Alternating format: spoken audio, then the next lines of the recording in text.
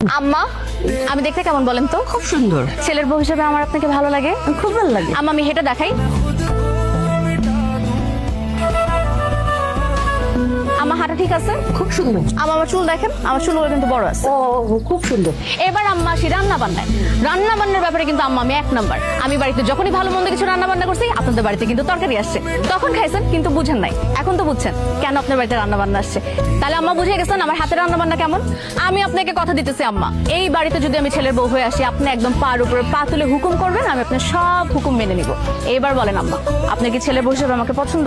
খুব পছন্দ। অনেক কথা বলছিস, আর বলতে হবে না। আম্মা কি করবো বলেন, কাউকে না কাউকে তো কথাই বলতে হবে। আজকে যদি ও কথা বলতে পারতো তাহলে কি আমাকে এত কথা বলতে তো? আব্বা, আপনি আব্বা সামনে তো ডাকতে হবে, জন্য ভাবলাম আজকে থেকে ডাকা শুরু করে দিই। আব্বা, আপনাকে একটা কথা বলি, আপনার ছেলের সাথে আমার 3 বছরের প্রেম, কিন্তু সে বাড়িতে সাহস করে তার বিয়ের কথা বলতে পারতেছে না, সে নাকি ভয় পায়। আমি বললাম আব্বা কি বাঘ নাকি ভাল্লুক, আব্বাকে তো ভয় পাওয়ার কি আছে, তাই না আব্বা?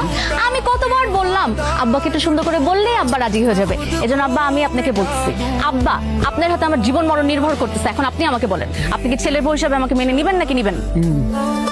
হ্যাঁ,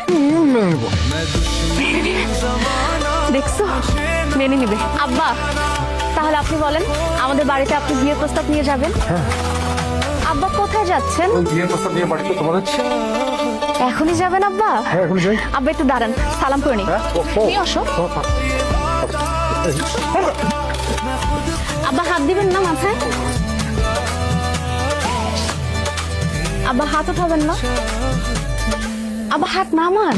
ও হ্যাঁ, আমাকে একটু সালাম করি। না না না, আমাকে সালাম করতে হবে না। আমি এমনিতেই খুশি।